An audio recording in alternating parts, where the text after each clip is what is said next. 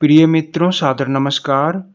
मैं दीपक कुमार आप सभी मित्रों का अपने इस चैनल में हृदय से स्वागत करता हूं। आज महाप्रतापी, महाज्ञानी, महायोद्धा, कुशल राजनीतिज्ञ सम्राट रावण के गुणों का हम विश्लेषण करेंगे। परंतु गुणों का विश्लेषण करने से पहले हम रावण के कुछ अवगुणों की भी व्याख्या करेंगे। जिस प्रकार कई लीटर दूध में एक नींबू का रस मिल जाने से वह दूध पीने के योग्य नहीं रह जाता, उसी प्रकार रावण के असंख्य गुणों पर एक गुनाह, एक पाप भारी पड़ गया। राक्षस योनि में जन्म लेने के कारण रावण राक्षस वृत्ति, तमोगुणी वृत्तियां अर्थात भोग प्रधान आचरण और रजोगुणी वृत्तियां अर्थात मैं ही सर्वोपरि, अहंकार प्रधान आचरण में वशीभूत होकर जगदम्बा स्वरूपी माता सीता का हरण कर बैठा। यही अवगुण उसके समस्त गुणों को मैला करके उसके हार और मृत्यु का कारण बना। यदि रावण माता सीता का हरण ना करके स्वयं को निष्कलंकित बनाए रखता, अपने ज्ञान, बुद्धि और सोच को अभिमान रहित रखकर इस गलती गुनाह के बाद भी प्रभु राम के शरण में चला जाता, तो श्री राम अपने परम शत्रु रावण को भी क्षमा कर देते। एक प्रसंग में जब विभीषण प्रभु राम के शरण में आ जाते हैं, तब अंगद जामवंत के मना करने पर भगवान राम उन्हें यह कहते हैं कि संसार में किसी को ठगना पाप है, ठगे जाना पाप नहीं। अतः हे अंगद और जामवंत, यदि यह शत्रु का भाई हमारे सैन्य बल, हमारी दृढ़ता, हमारे आत्मबल का था लेने भी आया है, फिर भी वह हमारे शरण में आया है और हम अपने शरणागत को कभी अस्वीकार नहीं करते। फिर प्रभु राम ने कहा, हे मेरे प्रियजन, यह विभीषण तो शत्रु का भाई है। यदि स्वयं रावण भी मेरे शरण में आना चाहे तो मैं रावण को भी क्षमा करके अपना शरणागत बना लूं। भगवान की ऐसी सकारात्मक बात सुनकर हनुमान, जामवंत, अंगद और समस्त वानर सेना जय श्री राम का जयकारा लगाकर प्रभु के चरणों में झुक गए।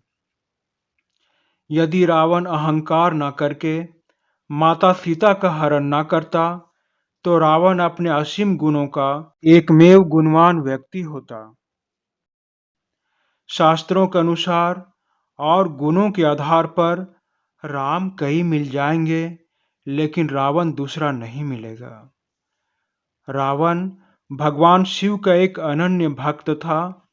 रावण ने ही भगवान शिव के तांडव स्तोत्र का निर्माण कैलाश पर्वत के नीचे दब जाने के समय भगवान शिव को प्रसन्न करने हेतु गाया था। रावण के दरबार में 9 ग्रह और 10 दिशाएं हाथ जोड़कर उनकी सेवा में उपस्थित रहते थे। ब्रह्मदेव की तपस्या से रावण ने 9 सिर प्राप्त किए थे। ये 9 सिर रावण की इच्छा अनुसार उसके एक सिर से जुड़ जाते थे और रावण जब चाहता उसके 9 सिर गायब हो जाते थे।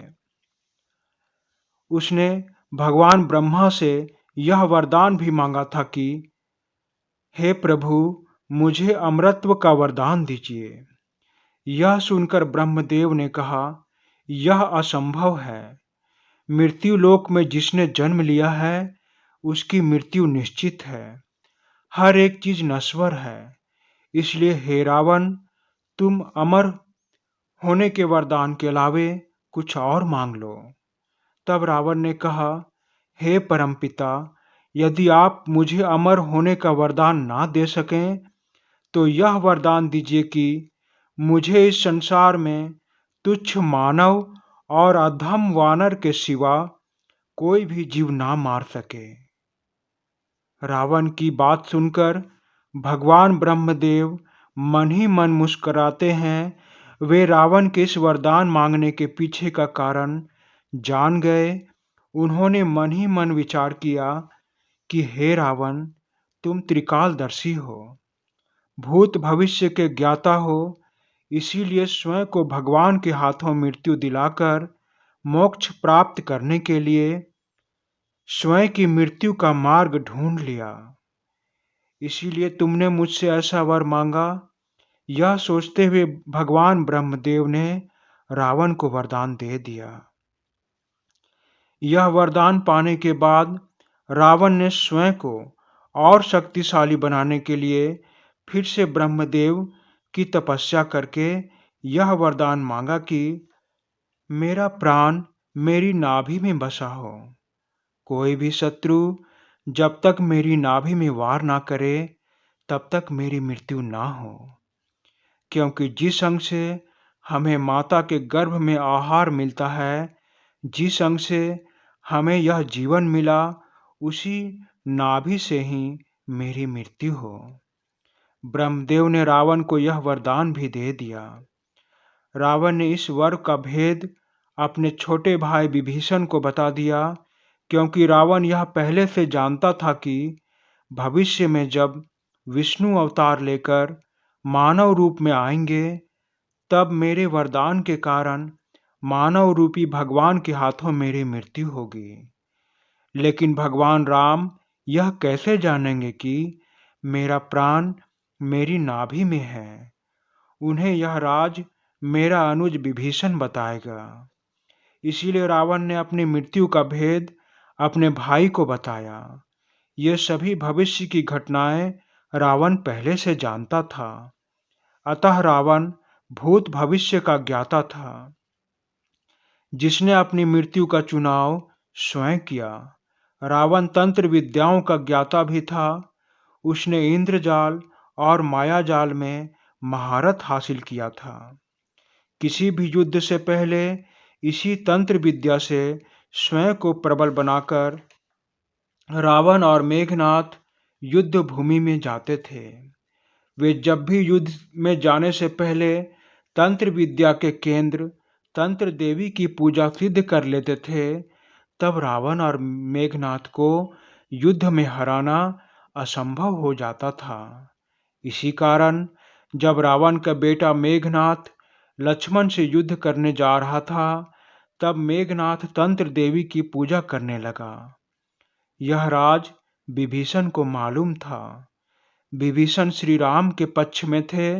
विभीषण ने यह भेद श्री राम को बताए। तब लक्ष्मण और हनुमान मेघनाथ के तंत्र देवी का स्थल, जो एक गुप्त जगह में थी, वहां जाकर लक्ष्मण ने मेघनाथ के तंत्र पूजा को भंग कर दी। उसके बाद जब मेघनाथ और लक्ष्मण का युद्ध हुआ, तो इस युद्ध में लक्ष्मण ने मेघनाथ द्वारा किए गए छल शक्तिवान का बदला मेघनाथ के प्राण हर कर लिया। रावण कुशल सेनापति तथा वास्तुकला में प्रवीण सम्राट था। रावण कई विद्याओं और कलाओं जैसे गीत संगीत का निर्माण करना, नृत्य करना, मंत्र और स्तोत्र को ज्ञात करना, वेद शास्त्र को पढ़ना, चित्रकारी इत्यादि में बहुमुखी प्रतिभा रखता था। रावण के पिता विश्रवा और माता कैकसी थी। रावण के दो भाई कुंभकर्ण और विभीषण थे। जैन धर्म में रावण को प्रतिनारायण माना गया है। जैन धर्म में 64 शलाका पुरुषों में रावण की गिनती भी की जाती है। रावण के बारे में पद्म पुराण, श्रीमद् भागवत पुराण, कूर्म पुराण, महाभारत, आनंद रामायण, दशावतार चरित्र आदि हिंदू ग्रंथों के अलावा जैन ग्रंथों में भी उल्लेख मिलता है। भगवान राम का विरोधी और शत्रु होना श्री विष्णु की लीला और रावण की इच्छा थी। इस प्रकार रावण कई गुणों और कई कलाओं का एकमात्र स्वामी था। आशा करता हूँ मित्रों कि पुराणों पर आधारित यह लेख आप सबों के सराहना के योग्य होगी। यदि यह लेख आप सबों को अच्छा लगा हो तो कृपया मेरे इस चैनल को सब्सक्राइब करके घंटी दबाकर ऑल पर क्लिक करें, जिससे हम सभी इसी तरह सदा मिलते रहें। धन्यवाद मित्रों, धन्यवाद।